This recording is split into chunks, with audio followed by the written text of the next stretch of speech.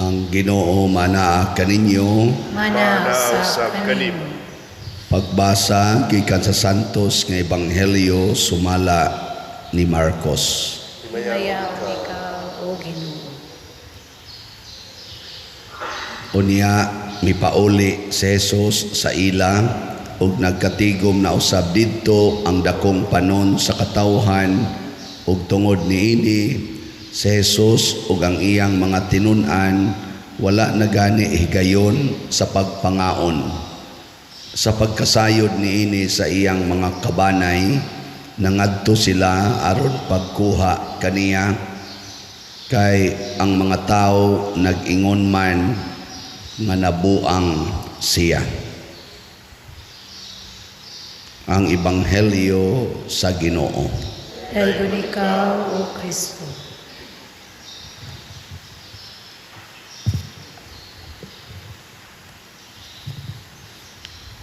Kanus amanta mo hingan sa tao nga buang. Kung magbuhat og maayo o magbuhat og binuang. Ha?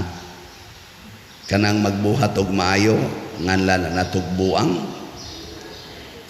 o kanang magbuhat og binuang. Ang magbuhat og binuang, sige ko no be, lingi ay mong tupad. Ingnaon sa ro imong binahatan, maayo o binuang? Na. Si Jesus, unsa may gibuhat ni Jesus, maayo o binuang? Kinsay mo agree nga ang gibuhat ni Jesus maayo, taas ang kamot. Ang wa mo pataas, niingon nga buang si Jesus. Pero nga nung ginganlan man siya nabuang, ang mga tao mihingalan magnabuang siya. Ngaigsoon, maunay ang muhatag o differentiation ba, kalainan sa mga tao nga nahigugma sa kalibutan o sa mga tao nga nahigugma sa Ginoo. Kung mahigugma tas Ginoo sama sa paghigugma ni Jesus sa iyang amahan o sama sa paghigugma ni Maria sa Ginoo, sa paghigugma ni San Jose, sa paghigugma sa mga santos, labinas mga martir, sama aning Saint Agnes, sama ni Pedro Calungsod, sama ni Lorenzo Ruiz, kanang klasihas paghigugma, sama sa gibuhat ni Saint Francis of Assisi, San Roque, San Vicente Ferrer, nganlan ginas kalibutan og nabuang. Kinsa ninyo dinhi ang musunod sa panig-ingnan ni San Lorenzo Ruiz nga biyaan ang pamilya aron mahimong martir didto sa Japan, biyaan ang asawa ug mga anak. Taas ang kamot. Tanawa di bawa. Kung naay inyorong anak or inyong igsuon or imong bana or imong asawa moingon, biyaan ti kadong, biyaan ta mo makay magpakamatay ko dito sa laing lugar. Unsa imong itawag? Unsa imong isulti? Nabuang ka? Nabuang ka? Ana. Kung naaroy imong bana or imong asawa o imong anak, akong sundon pa, akong sundon ang Ginoo, ako ning ibaligya ang tanan atong katigayunan ug ang halin akong ihatag ngadtos mga kabos. Unsay imong isulti isip ginikanan? Ay pagpakabuang diyan nga ni malaka, nabuang ka. Pero nagtuman ba yan na siya sa sugos Ginoo nga nag-ingon, ibaligya ang tanan nimong katigayunan ug ang halin ihatag ngadtos mga kabos. Mao biya na gibuhat ni Langsin Santa Teresa Babila, San Roque, nilang Saint Francis of Assisi, gipamyaan dito nila tanan. Bisan lang ganig na imo ingon nimo tingali imong anak, sige kong paminaw sa waling padersiano ba ang atong silingan gamay makaigagianan, pwede ga ato laning gubon atong koral niya atong atrasan og mga 2 meters para makasud sila ngadto sa ilang agianan unsay mo isulti isip ginikanan nya ika ginagbayad anang yuta pero imong anak sige paminaw sa akong wali ingon siya imong anak mga 15 anyos nya mo ingon nga ato lang ning gubon atong kuralma kay para makaagi atong silingan asa yung isulti nimo pero ang imong yuta dako-dako pa mga siguro na kayuta mga 1,500 square meters unya kuhaan sa imong anak og mga 50 meters siguro ana kay para ihatag sa silingan agianan sa ilang sakyanan para di na sila maglisod og agi ana sugot ka dili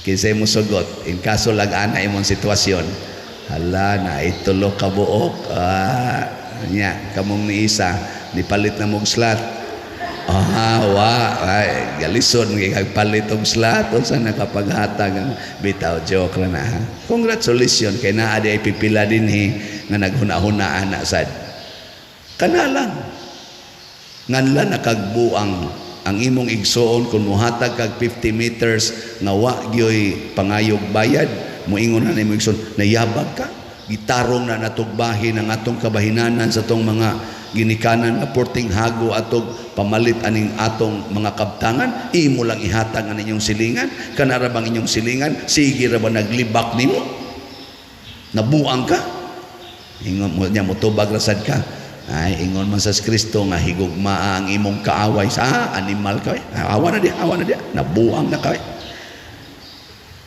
di ba or ang imong negosyo kay magpautang ka na ay interest niya usas imong mga igsuon moingon day naminaw kang padersyano ingon wa padersyano nga ang Ginoo nag-ingon kung kamo magpahulam ayaw na paningil og bayad unsay imong isultian ang imong igsuon buang ka diha ako ning kwarta manong hilabtan man ko nimo adi ba naminaw lang ko padersyano ba kay makapaimpirno man day nang pagpaningil og utang unsay mo isulti nabuang ka mo na si Jesus grabe kaayo ang iyang gipangbuhat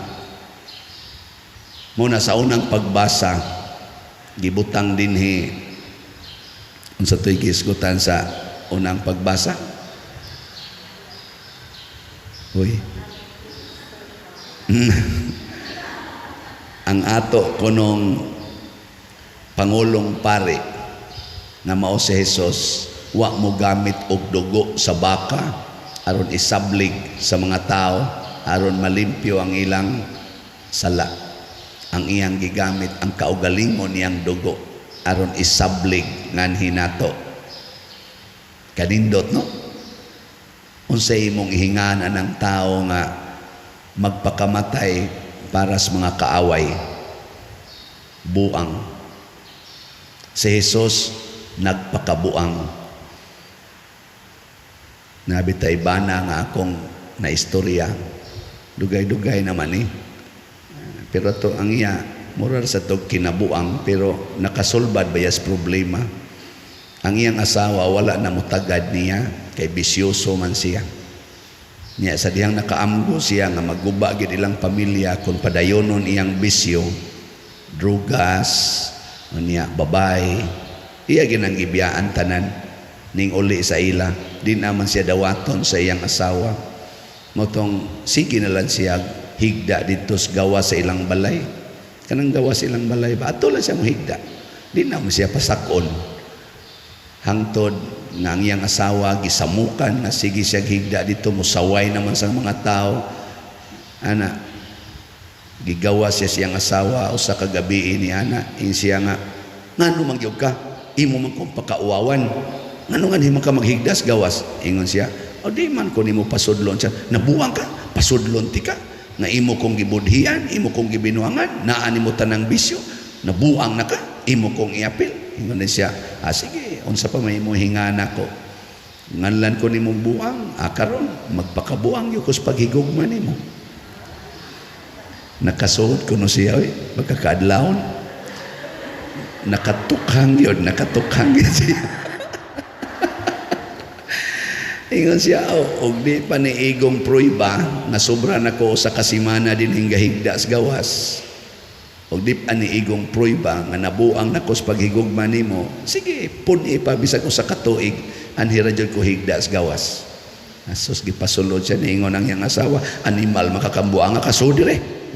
So siya nga to, nangahilom silang duha. So usahay ning pagpakabuang ba sa paghigugma makasulbad og problema. Pero kining pagpakabuang sa mga butang sa kalibutan, sama ning kwarta, dungog, gahom, makaguba og kalibutan, makadugang og problema.